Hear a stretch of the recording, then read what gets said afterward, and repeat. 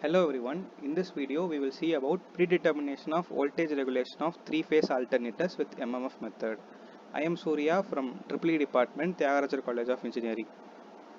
Before going to the experiment, let us see some concepts behind MMF method and also the difference between EMF method and MMF method, and we will also see how to construct the phasor diagram in EMF method and MMF method.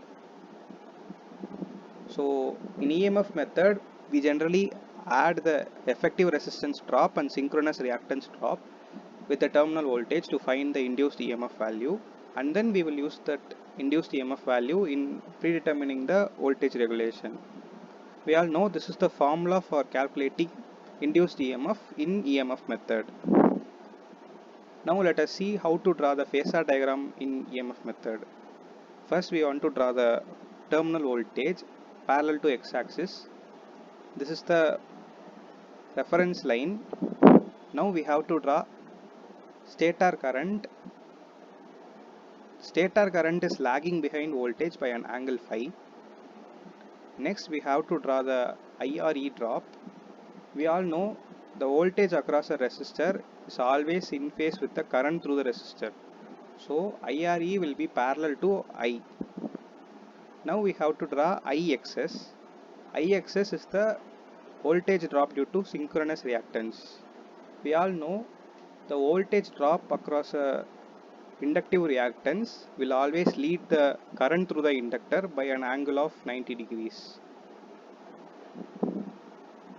So I have drawn the drop due to inductive reactance 90 degrees to I.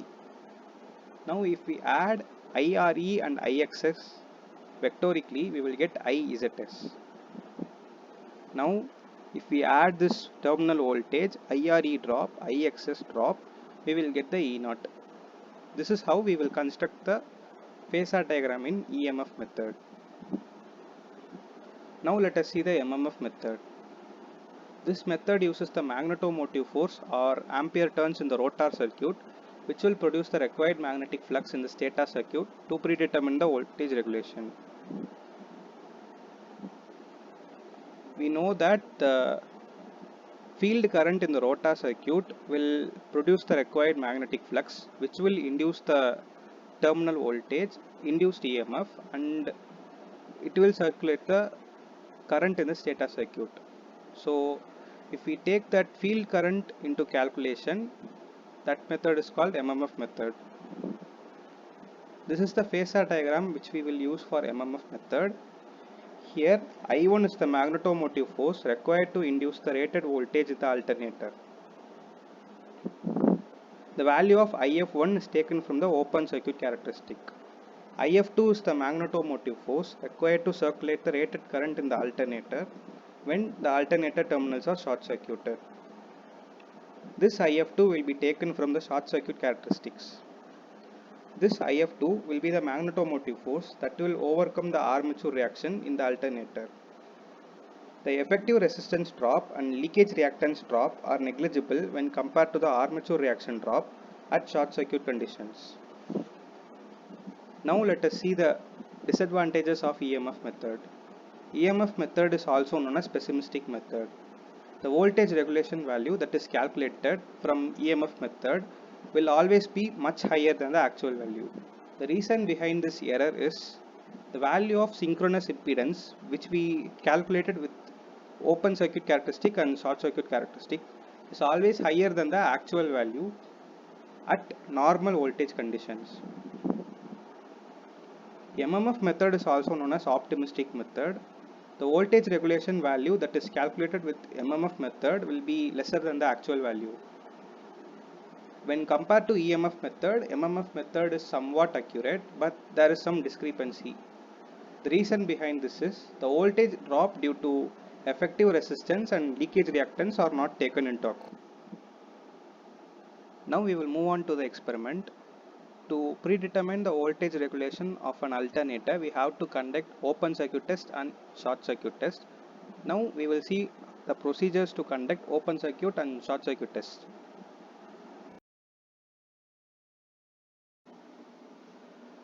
Now I will be demonstrating how to perform open circuit test on three-phase alternator. in this virtual laboratory. This is the circuit diagram of this experiment. Open circuit test on 3-phase alternator.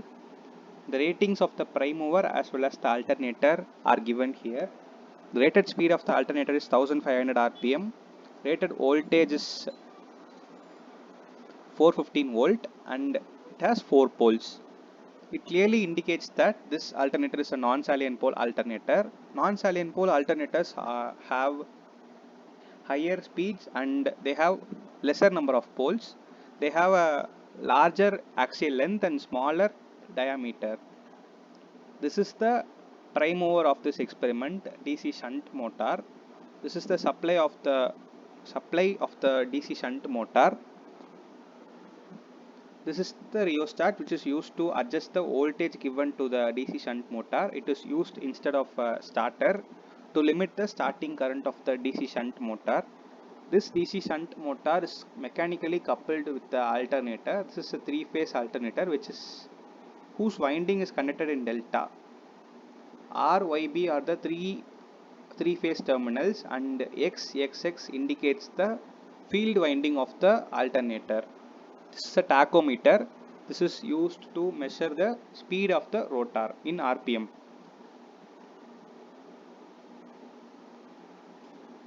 The alternator terminals are open circuited and a moving iron voltmeter is connected across two lines to measure the line voltage of the alternator. This is the field system.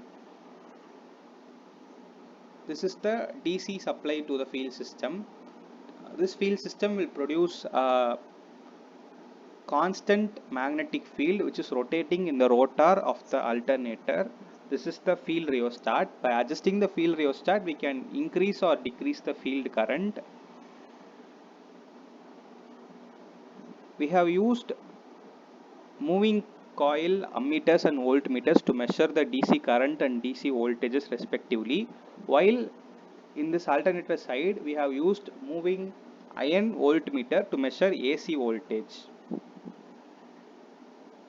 Before going to the experiment, let us discuss the precautions. Before starting the experiment, the DPST switches are open. Make sure the field rheostat of alternator is at maximum resistance position. Make sure the starter is at initial position. Since there is no starter here, we are using a rheostat. This rheostat should be at maximum resistance position. Also make sure that the alternator, no load is connected to the alternator. Now let us get into the experiment. Close the DPST switch so as to give supply to the DC shunt motor, which is the prime mover. Now gradually adjust this rheostat such that till the alternator reaches its rated speed. The rated speed of the alternator is 1500 rpm.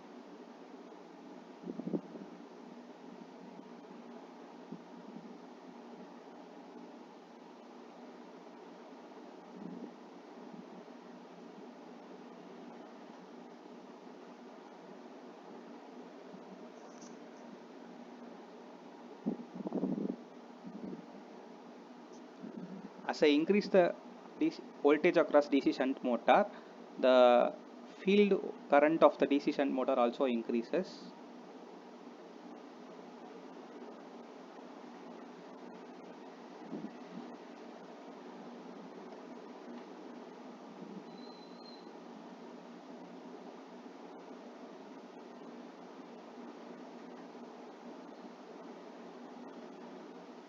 Now the rated speed of the alternator is reached. The voltmeter measures 27 volt. This is due to the residual magnetism present in the alternator.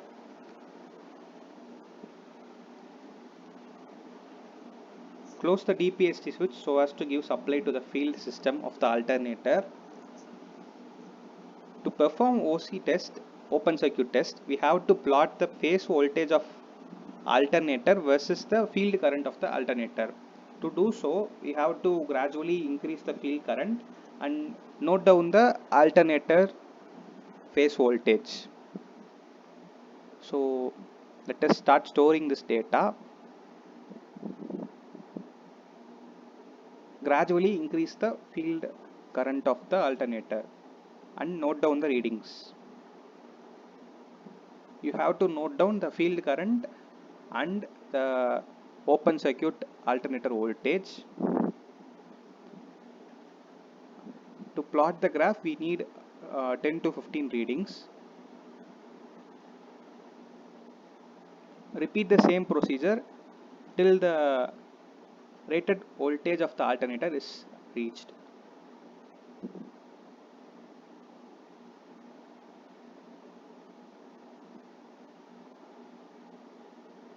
The rated voltage of this alternator is 415 volt. It is the line voltage.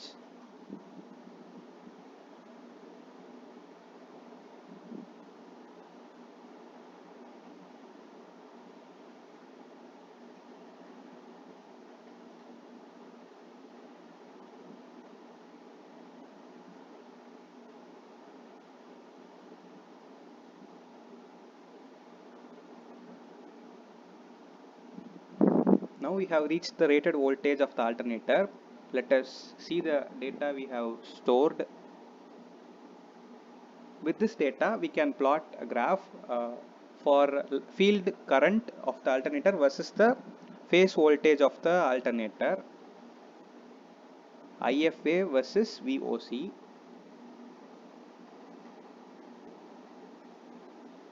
This is the open circuit characteristic of this alternator.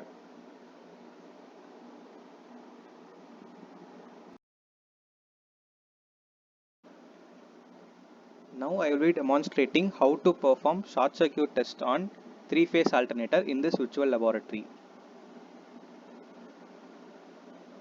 This is the circuit diagram for short circuit test on three-phase alternator. The circuit connections are all same, but there is only one difference.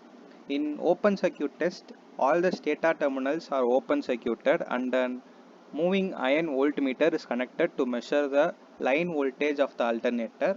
But in short circuit test, all the stator terminals are short circuited and an moving iron ammeter is connected to measure the short circuit current.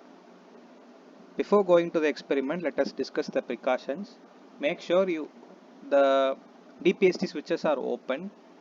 Make sure the field rheostat is at maximum resistance position. Make sure the starter is at initial position. Here we don't have a starter, so make sure the rheostat connected to the DC shunt motor is at maximum resistance position. The ratings of the alternator and prime mover are all same as in open circuit test. Now let us begin with the experiment. Close the DPST switch to give supply to the prime mover, that is DC shunt motor. Gradually increase the voltage across the DC shunt motor till the alternator reaches its rated speed. The rated speed of the alternator is 1500 RPM.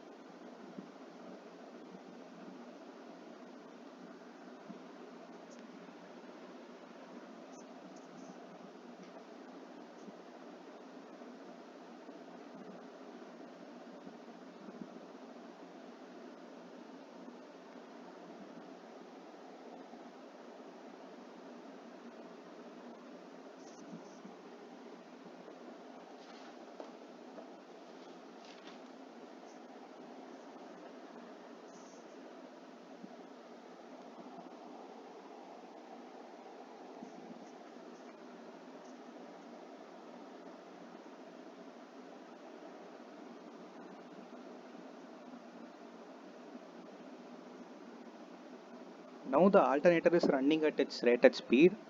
Now close the DPST switch of the field excitation system and give supply to the field. Now gradually adjust the rheostat until rated current of alternator is circulated in the short circuited terminals. The rated current of this alternator is 4.2 ampere.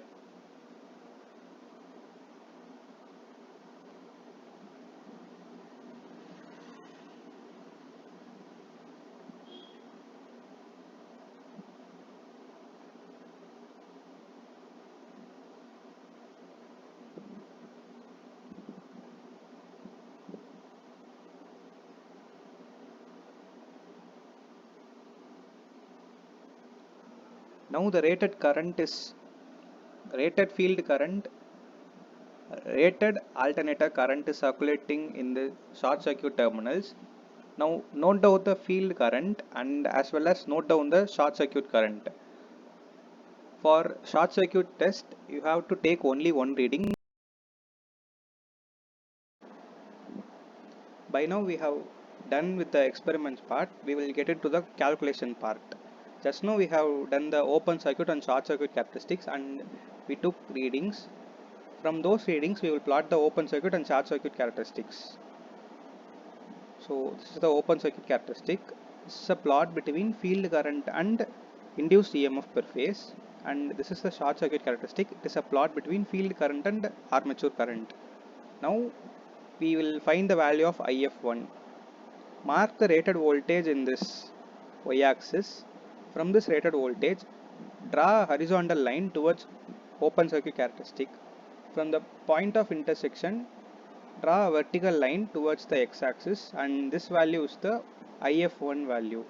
Similarly, to get IF2 value, mark the rated current in this armature current y-axis, then draw horizontal line towards the short circuit characteristic, and from the point of intersection draw a vertical line towards the x-axis, and this value is the IF2. From the values we have obtained, we will draw the phasor diagram. So this is the phasor diagram which we will use in MF method. This is the IF1 value and this is the IF2 value. This angle is generally for lagging power factor we will use 90 plus phi, where phi is the power factor angle, and for leading power factor we will use 90 minus phi, and for resistive loads or unity power factor we will use 90 degrees. From this we will obtain the value of IF0 by using either triangular law of vector or else with a parallelogram law of vectors. Then if we do so, we will get the IF0 value. Then plot the IF0 value in the field current. Draw vertical line towards the open circuit characteristic, and from the point of intersection draw a horizontal line towards the y-axis. So this will be the E0 value for this particular power factor. From this E0 value we can do the voltage regulation calculation. This is how you will calculate the voltage regulation in MMF method. Thank you.